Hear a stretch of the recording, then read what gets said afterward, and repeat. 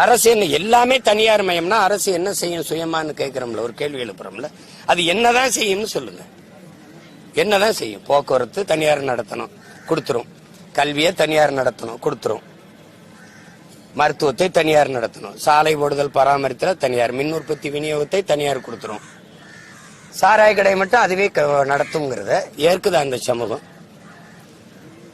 யோசிச்சு பாருங்க. நம்ம மூக்க பிடிச்சிட்டு போடுற குப்பைகளை அவங்க மூலிகை எடுத்து சுத்தம் செய்யறாங்க. நீங்க பால் விக்கிறவன பால்காரங்கிறீங்க, காய்கறி விக்கிறவன காய்கறிக்காரங்கிறீங்க. அப்படிதானே சொல்றீங்க? அப்ப குப்பையை போடுறவனையில குப்பைக்காரன்னு சொல்லணும்.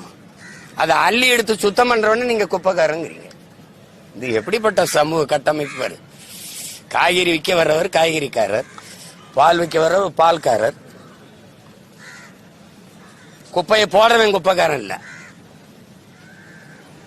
உங்க எல்லாருக்கும் தெரியும். எல்லாரும் பயந்து கிடக்கும்போது முன் கள பணியாளர்கள்னு சொன்னீங்க. கொரோனா நேரத்தில் பெரும் புயல் காலங்கள்ல இன்னைக்கு புயல் ஒரு விழுந்துட்டா, ஒரு மரம் விழுந்துட்டா உடனே வெட்டி துப்புரப்படுத்தணும், வெள்ளத்துல மூழ்கிட்ட அதெல்லாம் அவங்க தான் களத்துல நிக்கிறாங்க. இப்ப நீங்க தனியாருக்கு கொடுத்தா என்ன நடக்கும்? அவங்க பணி நிரந்தரம் கேட்கிறாங்க. பணி நிரந்தரம் செய்யறதுல 12 ஆண்டுகளுக்கு மேல வேலை செஞ்சுட்டாங்க. பணி நிரந்தரம் செய்யறதுல இருக்கிற இடையூறு என்ன? ஒரே காரணம், உங்களுடைய நிதி இல்ல, நிதி வளமை இல்ல, அவ்வளவு பண பற்றாக்குறை இருக்குதுன்னு சொல்றீங்க.